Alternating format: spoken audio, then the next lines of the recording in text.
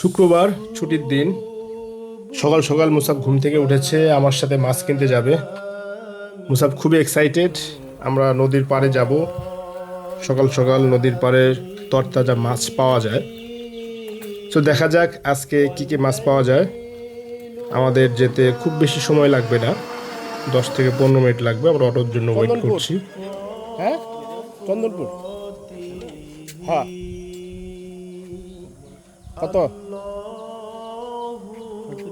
50 টাকা দিব। না না রে ভাই, ওই তো একজনই যাবো, 50 টাকা দিব। যাও, তোমার তো গাড়িও ছোট, চলো। সো এরকম সুন্দর সবুজে ঘেরা রাস্তার মাঝখান দিয়ে, ধান ক্ষেতের মাঝখান দিয়ে আমরা চলে যাব বাজারে। বাজারের ভিতর দিয়ে আমরা নদীর পাড়ে যাব।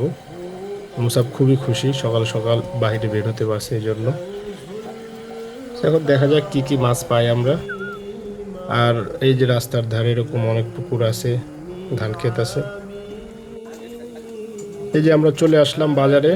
সো এই বাজারের ভেতর দিয়েই আমরা নদীর পাড়ে যাব। এখন প্রায় সকাল 7টা বাজে। সো জেলে ভাইরা মাছ নিয়ে সবাই একে একে চলে আসছে। এখানে কিছু চিংড়ি মাছ আছে, ছোট ছোট, একেবারে তরতাজা নদীর চিংড়ি। আজকে খুব বেশি মাছ আসেনি, দেখা যাক ওইদিকে কোনো মাছ পাই কিনা। এইখানে কিছু পাঁচমিশালি মাছ, বাইম মাছ, কিন্তু দাম চাচ্ছে অনেক বেশি।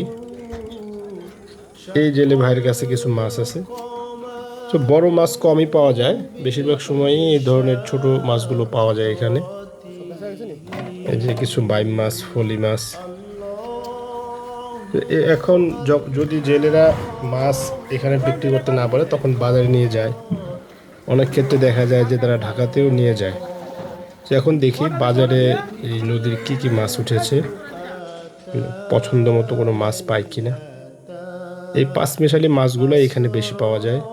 বাইল্লা মাছ, বাইম মাছ, কিছু হালকা পাতলা ট্যাংরা আছে, কিন্তু তারা দাম ছাড়তে চায় না। অনেক বুঝে শুনে দামাদামি করে কিনতে হয়।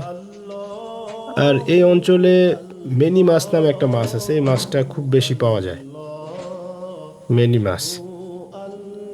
সো মাছ খুব একটা আসলে দেখে ওইভাবে পছন্দ হচ্ছে না। তাও অবশেষে কিছু মাছ কিনলাম, কিছু চিংড়ি মাছ কিনলাম এবং কিছু বাইম মাছ কিনলাম। দেখা যাক মাছগুলো কেমন হয়।